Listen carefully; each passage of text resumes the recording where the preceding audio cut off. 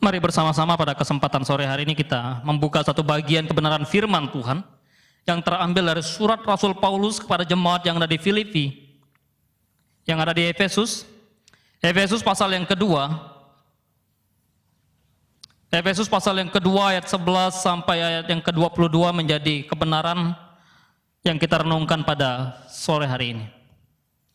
Efesus pasal 2 ayat 11 sampai ayat yang ke-22. Firman yang akan kita renungkan pada sore hari ini.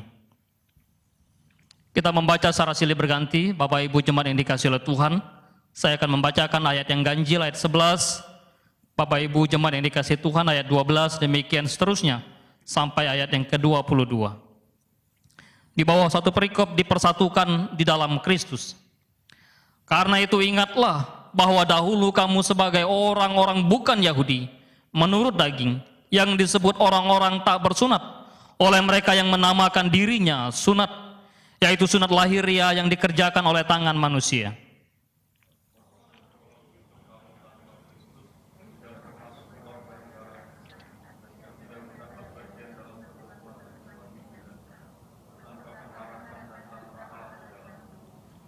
Tetapi sekarang di dalam Kristus Yesus, kamu yang dahulu jauh sudah menjadi dekat oleh darah Kristus.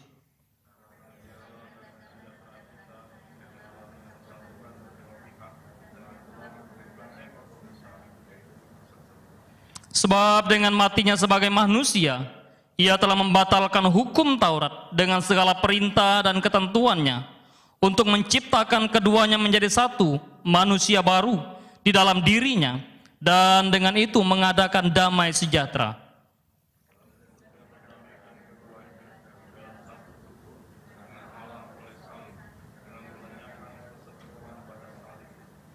Ia datang dan memberitakan damai sejahtera kepada kamu yang jauh dan damai sejahtera kepada mereka yang dekat.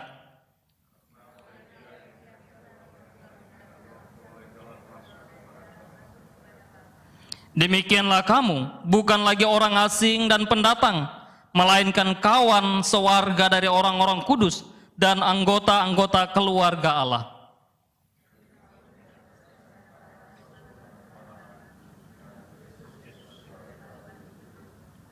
Di dalam Dia tumbuh seluruh bangunan rapi tersusun menjadi bait Allah yang kudus di dalam Tuhan.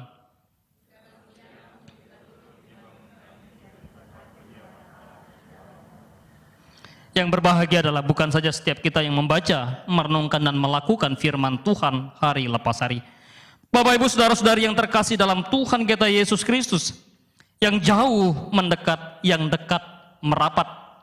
Pemberitaan yang kita dengar secara khusus hari-hari ini merupakan suatu pemberitaan tentang bagaimana orang menikmati liburan pulang ke daerahnya masing-masing.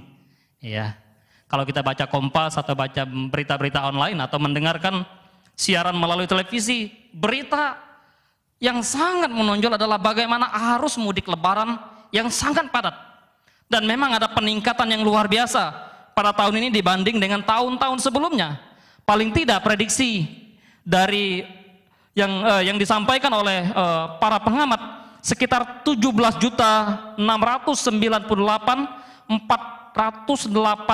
orang jiwa yang meninggalkan kota Jakarta mudik ke tempat mereka masing-masing, entah ke daerah Jawa, entah ke Sumatera, entah ke Sulawesi, entah ke Kalimantan. Yang jelas bahwa 17.000 lebih ya, meninggalkan Jakarta. Betapa padatnya perjalanan. Kenapa? Karena ada satu kesempatan di mana mereka rindu bersatu bersama dengan keluarga yang mereka kasihi, bersatu bersama dengan orang-orang yang mereka cintai, entah itu orang tua, entah itu anak, entah itu sahabat. Mereka rindu bersekutu dengan orang-orang di mana mereka dilahirkan. Ya, kalau kita yang tidak ikut mudik, mungkin kita nggak punya kampung. Boleh jadi, atau mungkin ya kita sudah menikmati liburan. Mereka berusaha untuk merapat kepada keluarga-keluarga, mereka berusaha untuk menikmati persekutuan bersama keluarga, mereka berusaha untuk menciptakan suasana damai tatkala di hari yang mereka tunggu, di hari yang mereka nantikan, Idul Fitri, ya. Sehingga apa nanti? Wah, ada maaf-maafan, ada sukacita, ada damai, ada sejahtera, mengumpul bersama dengan keluarga. Ibu bapak saudara-saudari yang terkasih dalam Tuhan kita Yesus Kristus, kembali kita kepada bacaan kita pada sore hari ini. Tatkala Paulus menyebutkan kepada orang-orang di Efesus, ia mengingatkan mereka yang dahulu jauh sekarang menjadi dekat. Serta merta kita melihat bagian sebelumnya atau bagian yang sudah pernah kita bahas dalam eksposisi surat Efesus ini. Di dalam ayat yang ke-10, pasal yang kedua, Paulus sudah menegaskan dan mengingatkan kepada mereka, karena kita ini buatan Allah, diciptakan dalam Kristus Yesus untuk melakukan pekerjaan yang baik yang dipersiapkan Allah sebelumnya. Sehingga di ayat yang ke-11 yang memulai, karena itu ingatlah. Paulus meminta kepada jemaat di Efesus supaya mereka mengingat akan status mereka, akan keberadaan mereka sebelum mereka diciptakan kembali di dalam Kristus Yesus, sebelum mereka menjadi manusia baru, sebelum mereka hidup ditebus oleh karya Kristus. Bagaimana gambaran mereka? Karena itu ayat 11 dan ayat 12 merupakan satu gambaran yang dijelaskan oleh Paulus tentang deskripsi tentang orang-orang atau jemaat di Efesus, secara khusus mereka yang non-Yahudi. Dia menyebutkan, karena itu ingatlah bahwa dahulu kamu sebagai orang-orang bukan Yahudi menurut daging. Kebanggaan orang Yahudi adalah kebanggaan mereka sebagai keturunan daging dari bapa orang beriman. Kami keturunan Abraham, sementara mereka bukan. Itulah menjadi kebanggaan pertama orang Yahudi. Tatkala mereka berbangsa, bersuku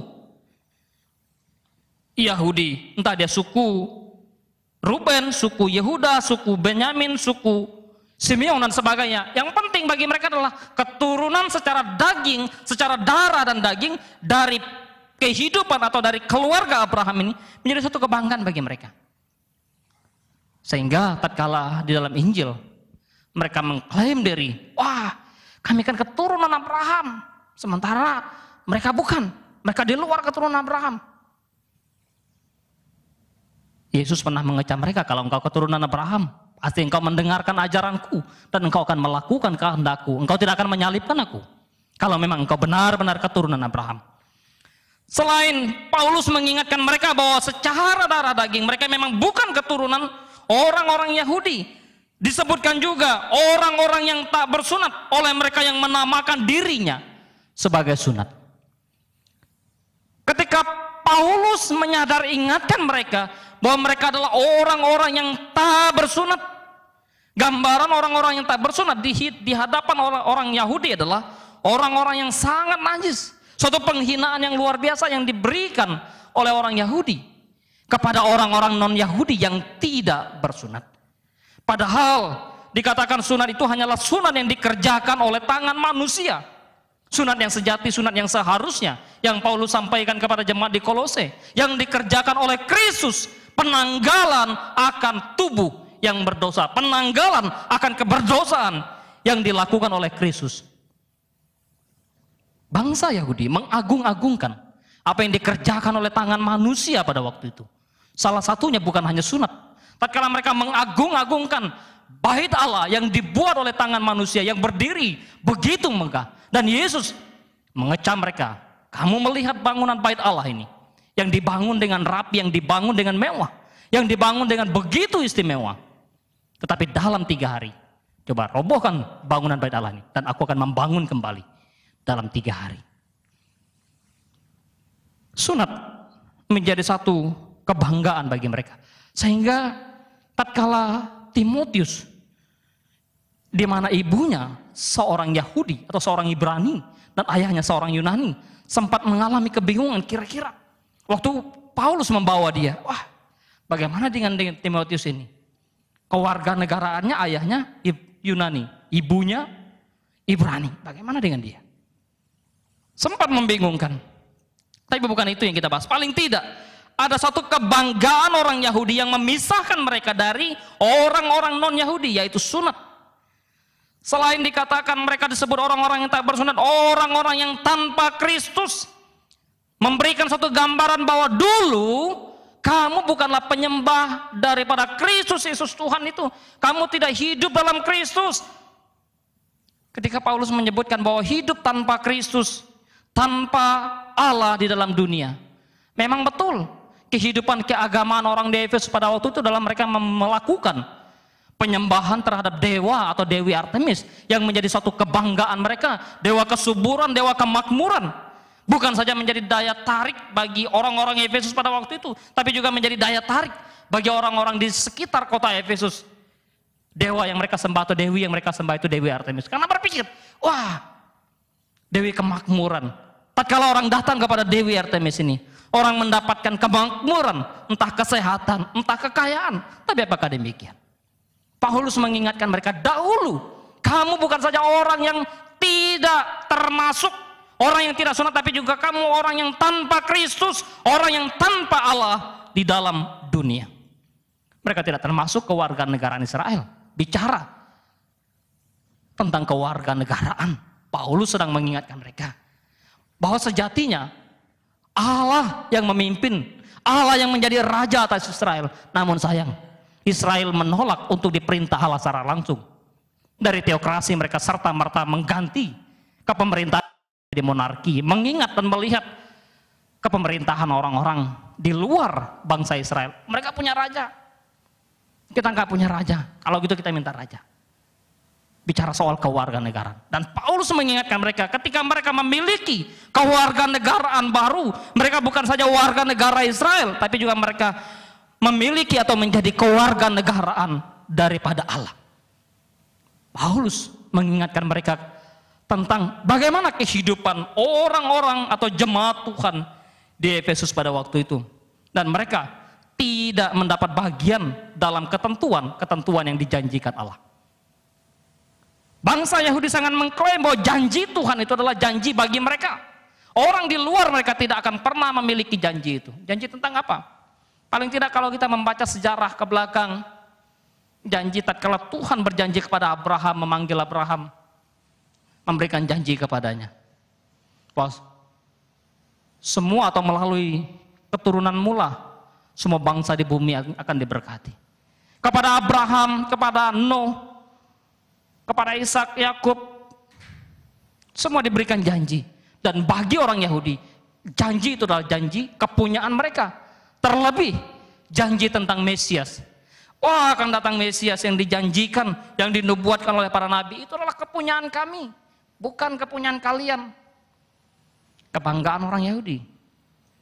Mereka memiliki janji-janji itu.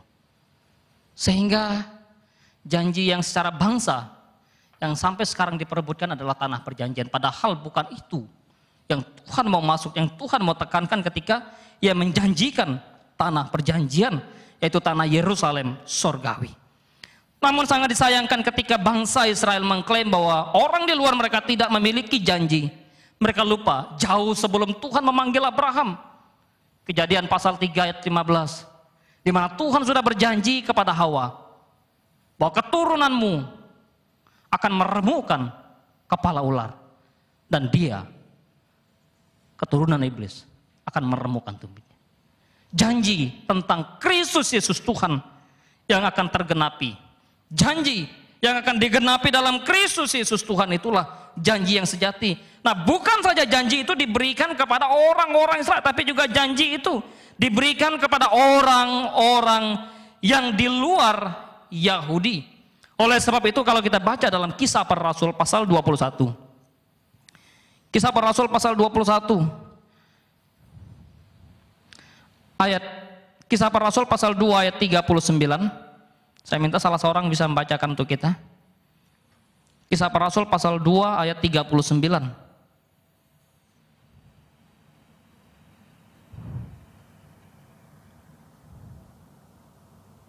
Kisah Para Rasul pasal 2 ayat 39.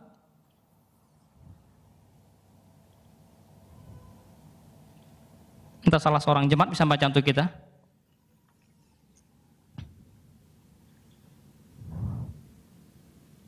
Kisah Para Rasul pasal 2 ayat 39. Baik, saya bacakan untuk kita. Sebab bagi kamulah janji itu, dan bagi anak-anakmu, dan bagi orang-orang yang masih jauh. yaitu sebanyak yang akan dipanggil oleh Tuhan Allah kita. Sangat menarik ketika dalam perjanjian lama dan bahkan sampai kepada zaman Yesus Kristus masih ada di dunia. Orang-orang Israel mengklaim bahwa janji itu adalah milik kami, janji itu adalah kepunyaan kami. Tetapi menarik tatkala gereja mulai berkembang, kitab sejarah gereja atau kitab Kisah Para Rasul menjelaskan dan mengingatkan betapa janji itu bukan saja bagi kamu yang dekat, bukan saja bagi orang Israel, bukan saja bagi orang Yahudi, tetapi bagi mereka yang jauh, bagi bangsa-bangsa lain, bagi bangsa-bangsa yang bukan bangsa Israel. Dan Paulus dengan serta-merta diingatkan bahwa dia akan pergi untuk memberitakan Injil kepada bangsa-bangsa asing itu. Dalam pasal yang ke-22 dari Kisah Para Rasul, sehingga Paulus menyadari betul bahwa ketika ia memberitakan Injil kepada bangsa lain, apa yang dikatakan oleh penulis Kisah Para Rasul? Tetapi kata Tuhan kepadaku, Paulus berkata, pergilah, sebab aku akan mengutus engkau jauh dari sini kepada bangsa-bangsa lain. Ibu bapak saudara-saudara yang terkasih dalam Tuhan kita Yesus Kristus, memang sangat disayangkan kehidupan orang-orang secara khusus dari latar belakang Yudaisme atau dari latar belakang Yahudi, orang-orang Kristen, di mana mereka berpikir bahwa ya orang asing, ya orang yang nggak kenal Tuhan, ya orang yang tidak masuk dalam perjanjian. Tunggu dulu. Seringkali kebanggaan hidup keberagaman menjadi suatu kesombongan tersendiri bagi saya dan saudara. Ketika kita berpikir bahwa kita sudah menjadi Kristen, ketika kita berpikir bahwa kita adalah orang-orang dalam gereja, ketika kita berpikir bahwa kita sudah menerima Kristus Yesus Tuhan, dengan mudah dan dengan gampang kita berkata, ya mereka sih bukan orang yang masuk dalam hitungan perjanjian. Ya, mereka sih tidak menjadi Kristen. Ya, mereka sih. Untuk kita renungkan bersama-sama. Itu seringkali menjadi gap, menjadi pemisah antara kita dan mereka. Kehidupan keagamaan yang membuat kehidupan orang-orang Yahudi menjadi sombong. Janji-janji yang Tuhan berikan, mereka klaim bahwa itu adalah punya mereka.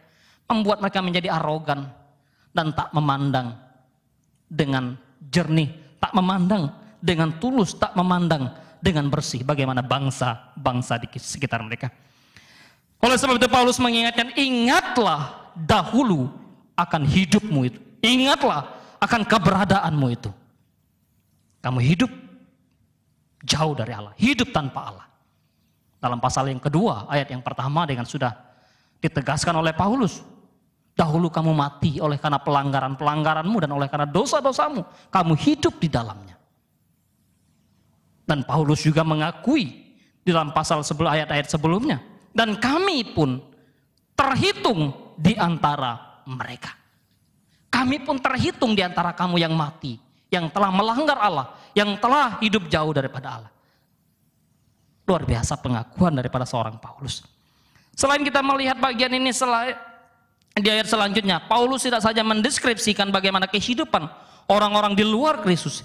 Ia juga mendeskripsikan tentang karya Kristus bagi orang non-Yahudi dan bagi orang Yahudi. Apa yang dikatakan oleh Paulus di dalam ayat yang ke-13 sampai ke-18? Ia berkata, tetapi sekarang dalam Kristus, kamu yang dahulu jauh, sudah menjadi dekat oleh darah Kristus.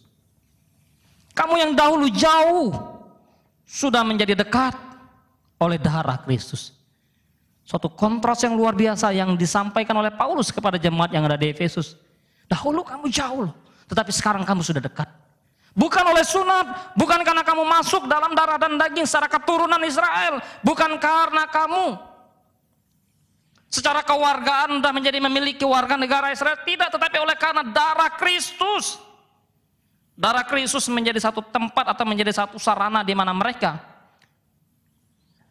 masuk ke dalam satu persekutuan dengan Allah.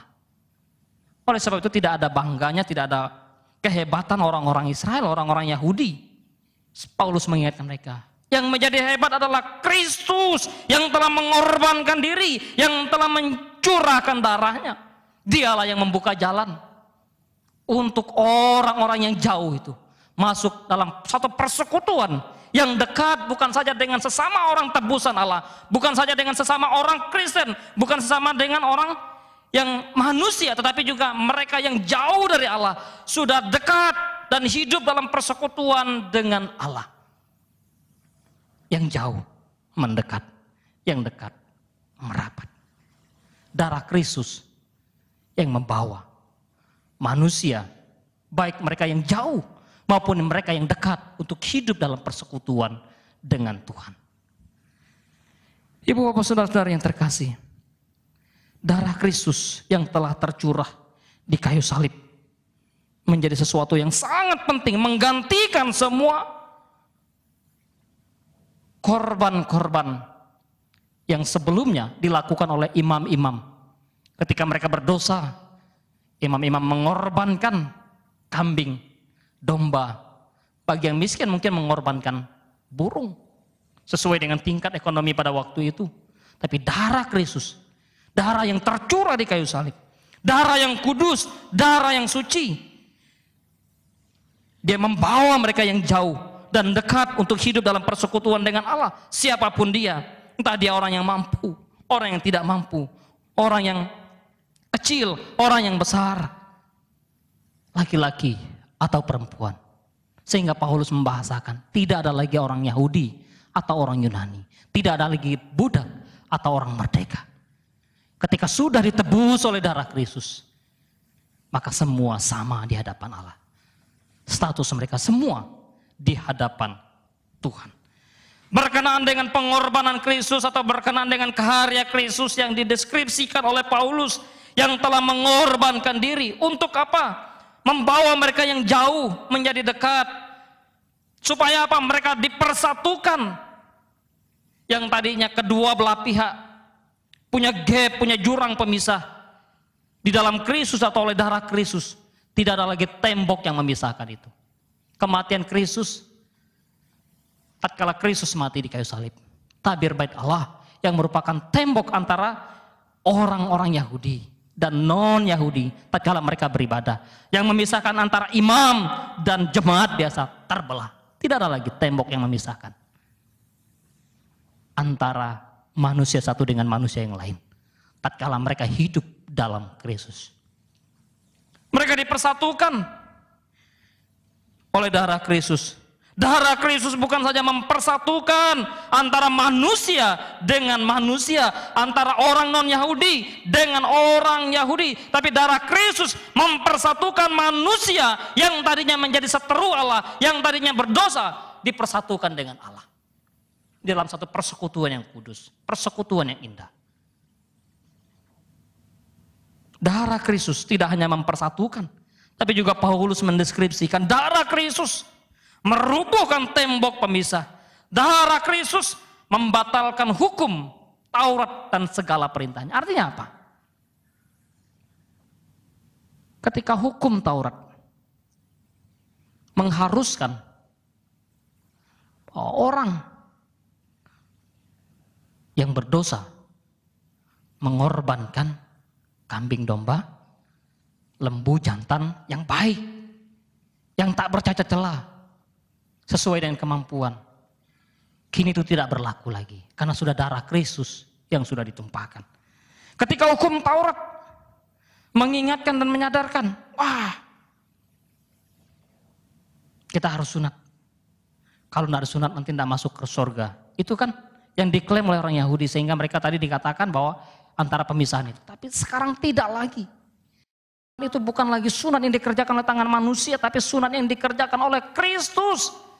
Penanggalan akan tubuh yang berdosa, penanggalan akan keberdosaan yang disampaikan oleh Paulus kepada jemaat di Kolose pasal 2. Paulus mengingatkan mereka yang tadinya ketika peraturan-peraturan Taurat yang diberikan oleh Musa kepada bangsa Israel, supaya mereka sadar dengan hukum Taurat, mereka sadar, oh ternyata kita berdosa, kita tidak mampu memenuhi hukum Taurat. Paling tidak satu buku mencatat 300 sekian hukum Taurat yang harusnya dipatuhi, yang harusnya dilakukan, tapi tak satu pun manusia mampu melakukan, termasuk imam-imam, termasuk ahli-ahli Taurat. Kenapa? Tidak ada yang mampu melakukan. Oleh darah Kristus dan oleh diri Yesus Kristus sendiri sebagai satu penggenapan dari hukum Taurat itu. Sehingga ia berkata, aku datang bukan untuk meniadakan hukum Taurat, tapi untuk menggenapi hukum Taurat. Ibu bapak saudara-saudara yang terkasih dalam Tuhan kita Yesus Kristus, karya Kristus luar biasa yang dideskripsikan oleh Paulus dalam bagian ini. Dan yang ketiga, selain Paulus mendeskripsikan tentang kehidupan orang non-Yahudi, Paulus juga mendeskripsikan bagaimana karya Kristus. Paulus juga mendeskripsikan bagaimana kehidupan orang-orang non-Yahudi yang sudah percaya, yang sudah masuk ke dalam satu persekutuan dengan Allah oleh Yesus Kristus Tuhan. Dalam ayat 19 sampai 22 demikian Paulus mengatakan, demikianlah kamu bukan lagi orang asing atau pendatang, melainkan kawan sewarga dari orang-orang kudus dan anggota-anggota keluarga Allah, yang dibangun di atas dasar para rasul dan para nabi, dengan Kristus Yesus sebagai batu penjuru. Di dalam Dia tumbuh seluruh bangunan rapi tersusun menjadi bait Allah yang kudus di dalam Tuhan. Di dalam Dia kamu juga turut dibangun menjadi tempat kediaman Allah di dalam roh. Deskripsi Paulus tentang orang-orang non-Yahudi yang telah dipersekutukan dengan Allah dalam Kristus Yesus melalui darahnya, dipersekutukan dengan orang-orang Kristen berlatar belakang Yahudi. Ia mengingatkan, ia menyebutkan jemaat di Efesus, demikianlah kamu bukan lagi orang asing, bukan lagi pendatang. Seringkali gereja membuat pemisahan, gereja membuat gap. Wah, kamu orang asing nggak terima di sini, kamu orang pendatang nggak masuk dalam bagian kita. Ini yang digambarkan oleh Paulus untuk mengingatkan kepada jemaat di Efesus, di mana jemaat di Efesus itu bukan semua jemaat berlatar belakang Yahudi, tapi juga berlatar belakang non-Yahudi atau orang-orang Yunani. Sehingga ketika mereka masuk dalam satu persekutuan dengan Allah, mendapatkan satu penebusan oleh Kristus yang telah mati itu, tidak ada lagi orang asing, tidak ada lagi pendatang, tapi digambarkan lebih lagi kawan sewarga orang-orang kudus. Kawan sewarga orang-orang kudus. Bayangkan kalau kita melihat orang asing kayaknya ragu, kayaknya bingung, kayaknya bimbang gitu. Antara percaya atau enggak, tapi kalau sudah masuk ke dalam tingkat perkawanan, wah, sudah enak lah, misalnya bercandanya enak, ngomongnya enak, ya, menasehati enak, marahi juga enak. Tapi lebih lagi Paulus mengingatkan, bukan hanya kawan sewarga atau kawan orang dari orang-orang kudus, tetapi engkau adalah anggota keluarga Allah. Menarik Bapak Ibu Saudara-saudari yang dikasih Tuhan Yesus Kristus. Ketika bicara soal gereja atau eklesia dalam bagian ini, Paulus mengingatkan lagi, tidak ada lagi perbedaan antara budak, antara majikan, tidak lagi perbedaan antara laki, antara perempuan, tidak ada lagi perbedaan di hadapan Kristus antara anak-anak, orang tua, anak muda. Itu adalah keluarga Allah. Coba kalau gereja menerapkan prinsip ini, hidup dalam satu persekutuan yang indah, melihat satu dengan yang lain sebagai keluarga Allah. Tidak ada lagi permusuhan, tidak ada lagi pertentangan, tidak ada lagi perkelahian, tidak ada lagi percekcokan. Pendapat boleh beda. Tapi tidak mungkin pendapat itu memisahkan kita dari kasih Kristus, memisahkan satu anggota tubuh dari tubuh yang lain. Kenapa? Paulus mengingatkan mereka, kamu dibangun dan tersusun dengan rapi di atas dasar para rasul, di atas dasar para nabi, dan Kristus Yesus sebagai batu penjuru. Pengajaran Kristus, pengajaran para nabi menjadi satu pondasi yang kuat di mana mereka harus berdiri. Sehingga tatkala orang hidup dalam pengajaran para rasul, hidup dalam pengajaran para nabi atau menerima pengajaran rasul, menerima pengajaran nabi, tentunya rasul dan nabi yang memang betul-betul rasul yang sejati, nabi yang memang betul-betul nabi yang sejati, maka mereka sebagai keluarga Allah. Dan itu terlihat sekali dalam kitab Kisah Para Rasul.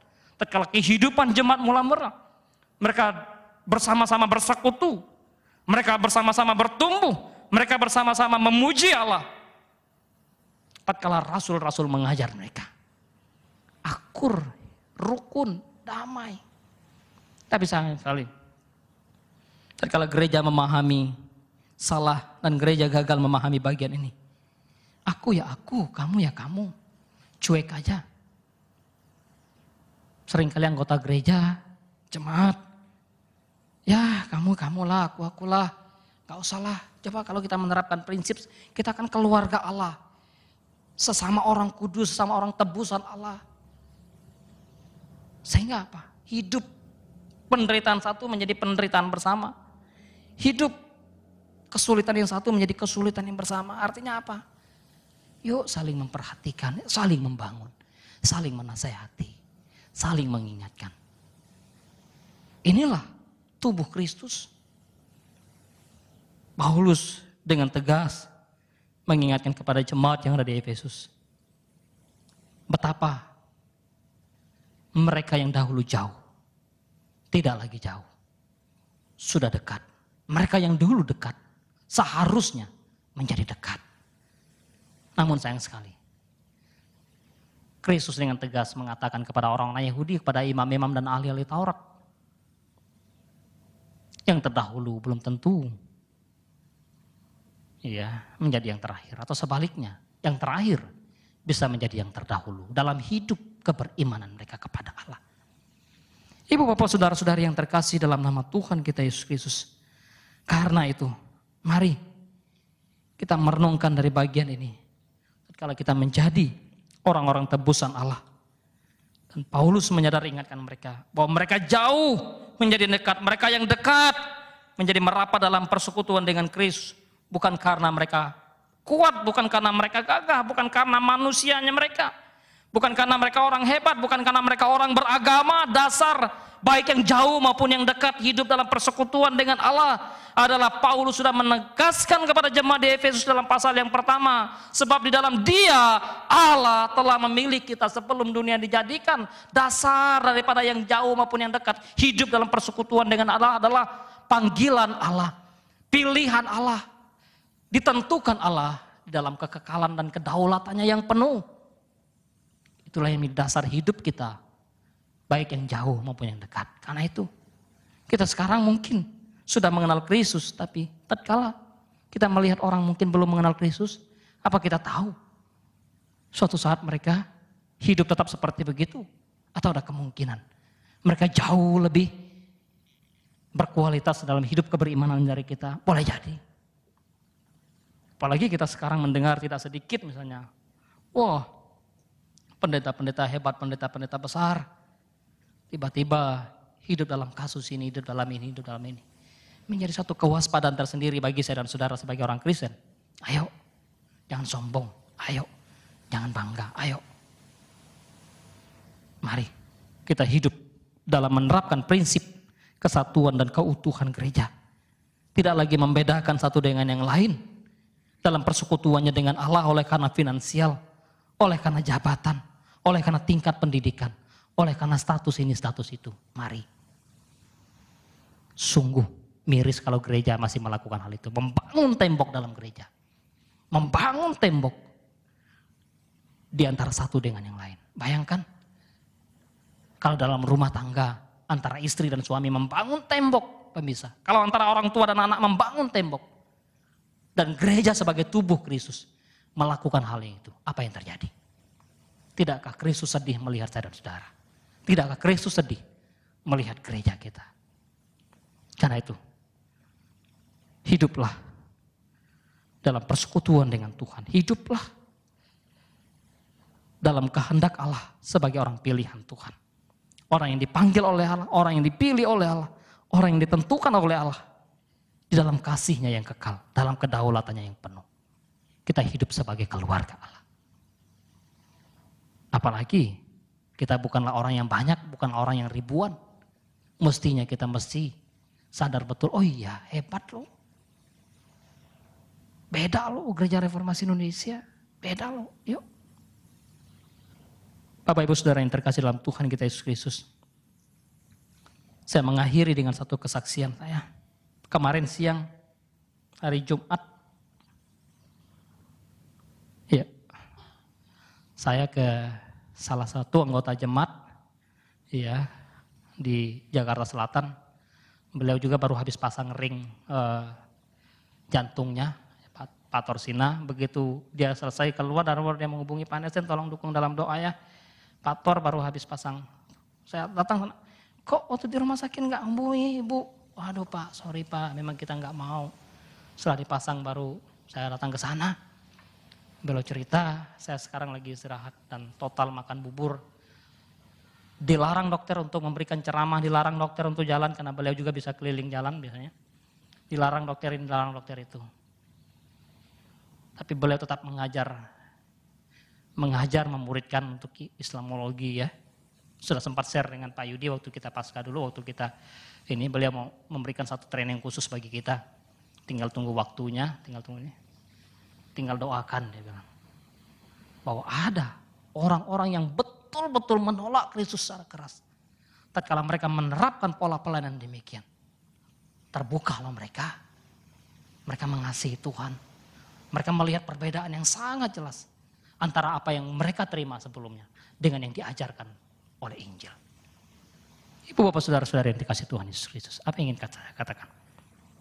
Mereka yang sekarang kita pandang jauh menghujat Allah. Memfitnah, membenci gereja, membenci saya dan saudara karena percaya Kristus. Belum tentu. Tatkala mereka adalah orang pilihan Allah. Mereka akan masuk dalam persekutuan dengan Kristus Yesus Tuhan kita. Paulus menjadi contoh yang jelas dalam surat atau dalam Alkitab. Dan bangsa-bangsa lain. Efesus dan gereja-gereja di Asia Kecil sebagai hasil pelayanan Paulus. Mari kita renungkan dan kita tundukkan kepala.